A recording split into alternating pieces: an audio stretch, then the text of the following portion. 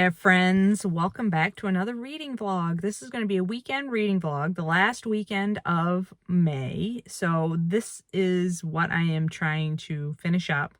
It is Friday, May the 28th, in the evening. It's been a busy day, even though I didn't have to work today. I had to go to the dentist and get my hair cut and go grocery shopping. And then you will have seen a clip of me playing with my grandson. So, you know, lots of stuff happening today, and I'm just now getting a chance to talk to you about the books that I want to try to get finished up here at the very end of the month of May. So the first thing I'm going to be working on this weekend is my ebook, and that is Legacy of Empire by Gardner Thompson, I believe. I'll put a picture up here, and this is a book about the creation of Israel. Because of what's going on in Palestine, I want to read more about that issue. I'm very uninformed, and took advantage of a sale by a particular publisher, Saki Publishing, that Janet Remembered Reads had discussed on her Instagram channel. They were giving away a bunch of ebooks about Palestine and Israel, and so I took advantage of that, and this is one of the books that was in that bunch. So I'm going to be working my way through those books and hopefully getting much better educated about the topic. So that's the first thing. And then my audiobook right now is a book off my ancient TBR. This is Dark at the Crossing by Elliot Ackerman. And this book was a National Book Award finalist. It was first published several years ago, I think. 2017. And this book is about a young man named Haris Abadi, and he is an Arab American, and he has decided that he is going to go over to Syria and help in the fight to try to depose al-Assad and to, you know, gain freedom for Syrians. And so he is in Turkey, and he's trying to get across the border, and he is robbed, and like all of his possessions are taken, and he is left on the Turkish border with no anything, and what happens to him after that. So I just started listening to this today. I'm about 5 chapters in, and so far it's quite good. I was a little confused at the beginning because I was listening to it on audiobook, and it was a little bit hard to understand what was going on, but I feel like I'm into the story now, so I'm going to be continuing with that on audiobook. Then my fun read right now is this mystery novel. This is Lives Lost by Britta. This is book number 2 in the Peter Posthumous series. I've talked about this before in other vlogs this month, and I am just about halfway through this one. I probably will definitely be finishing this one today. I'm not today, but this weekend, because I'm really into it, and it's super, super engaging. The other one that I will be working on, but I won't be finishing this weekend, is Sea People, The Puzzle of Polynesia by Christina Thompson. This is my buddy read with Britta right now, and also fits in for Springathon, which I am still reading for. I will be finishing up the last few pages that I have to read in this book, Entangled Life, How Fungi Make Our Worlds, Change Our Minds, and Shape Our Futures by Merlin Sheldrake, because this is the Book Naturalist Book Club pick for the month of May, and we will be talking about this on our Instagram channel tomorrow on Saturday, so I only have a few more pages left to go, and then this one will be completed. Also, another Springathon pick, so off my original Springathon TBR. And then one that I have, I don't know how much I will work on this one or not, but I brought it with me. We are at camp this weekend. I brought it with me to work on, because it's really been languishing in the month of May because I've been focused on my Springathon nonfiction. This is The Deficit Myth, Modern Monetary Theory and the Birth of the People's Economy by Stephanie Kelton.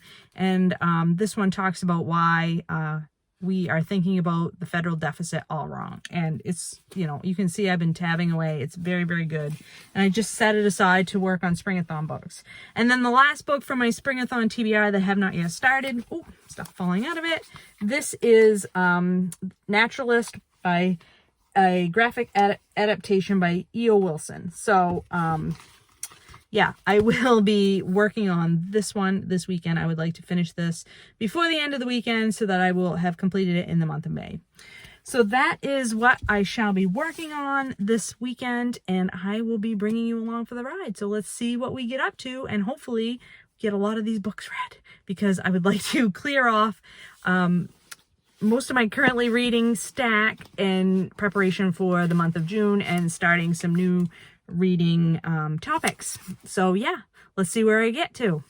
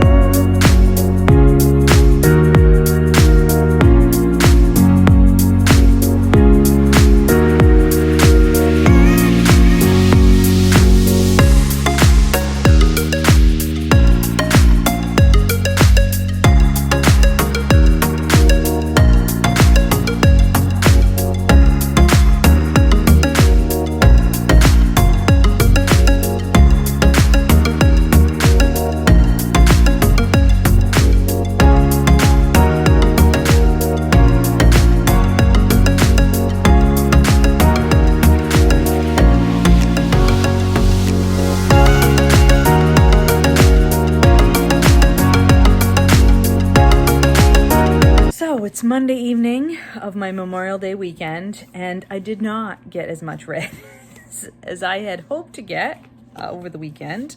I did get a little bit read, but it was a much more socially busy weekend than I had anticipated. And then today has been filled with going plant shopping with my mom. We go every year. It's our Mother's Day tradition. We go off to a greenhouse that we really like, and we pick out perennials that we want to plant in our gardens, and we go out to lunch together, and it's very, very lovely. Even though it was pouring down rain the whole time, which is why my hair is so flat today, but it was still a lovely time. So you will have seen some footage of some of the plants that I got while we were shopping, and the new bush that we planted, which is a Japanese willow. And I've wanted one for a really long time, so I'm very excited that I finally pulled the trigger and got one this year. I love the pink feathery flowers that they have at this time of year, and then I guess the foliage will stay that sort of whitey greenish color for the rest of the summer. So excited about that. So what did I get read this weekend? So I did finish Entangled Life by Merlin Sheldrake. This was the Book Naturalist book club pick, the second one for the month of May. So finish this, and there will be a review forthcoming. It may already even be out by the time this video goes out, not sure. And then I read 2 sections in my buddy read with Britta. We're reading Sea People, The Puzzle of Polynesia by Christina Thompson, and I'm really, really loving this book. This is a book that Christina Thompson is married to a Maori man, and so she has a personal connection, but she's also just really fascinated with what we know about how the islands of Polynesia, the Polynesian Triangle, how those islands were populated. And so she goes through the history of like first contact with Europeans, and then through the different theories that were put forth for how people got to those islands, which are very remote and far away from each other. And now we're into the part of the book where we're into, this radioactive carbon dating has been developed as a technique in the 1950s, and we're learning like the age of artifacts on these islands, and we're learning, like, we're putting together the pieces to figure out like where these folks did come from. And it's just fascinating. And not only is it fascinating, Christina Thompson writes it in such a wonderful style that she makes really complicated material very easy to understand, very engaging, makes you want to keep reading, and her love and passion for the topic and for the people of Polynesia comes through. And unlike a lot of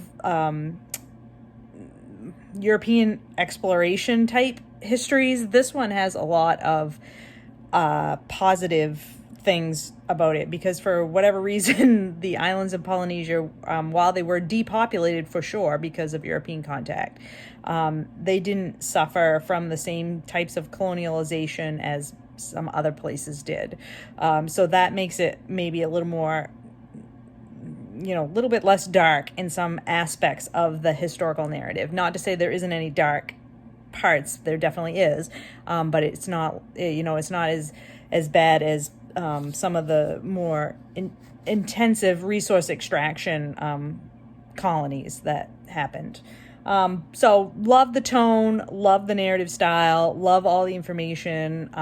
This book is just as great as everybody has said it is. And then the one book I finished over the weekend is Lives Lost by Britta Bolt, which is, of course, our very own Britta Bowler, writing with Rodney Bolt. This is the second book in the Peter Posthumous mystery series, where our good pal Peter is trying to solve a mystery that has to do much more close to home than his last mystery that he solved. This mystery has to do with the woman that lives in the boarding house next door to the bar that Peter frequents, the cafe, bar, whatever, that's owned by his best friend and ex-girlfriend. So, there's a lot of personal entanglements in this one between Peter and Anna, his friend that owns the bar, and the other folks in the neighborhood that he lives in, that are all sort of gossiping about what has happened and who did what to whom and all of that. And it's really interesting. And there's a lot in here as well about sort of the darker side of Amsterdam, having to do with these so-called window girls and prostitution rings and that sort of thing. So that's what this one's about. And it, just as like the first one, very intricately plotted, very much a page turner, very awesome to learn more about sort of Amsterdam and different things about that city and the culture that I didn't know anything about. For example, there is a glancing mention of a particular feature of streets in Amsterdam, open air urinals, which I had never heard of.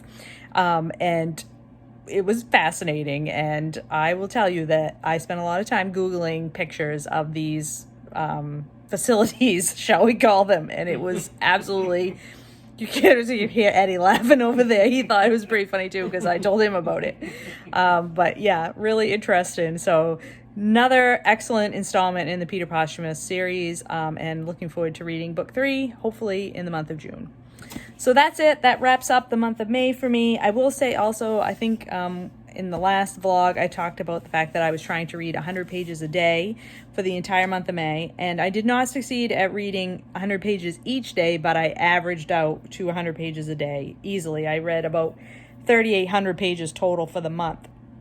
So that's over 100 pages per day, and I did read every day, but some days I only read like 20 pages maybe. So it was, even though I didn't read specifically 100 pages per day, I do feel like I did succeed in that challenge because I averaged 100 pages a day and I read every day. So that was awesome and meant that I was doing some good reading in the month of May, even though I didn't finish my whole TBR like I wanted for my springathon. That's okay. That's just going to keep going. I'm not going to stop reading nature books. I'm sure none of you are surprised to hear that. So that is it for me. I'm going to wrap this vlog up here. I hope you're all doing well and finding some great books to read, and I will talk to you later.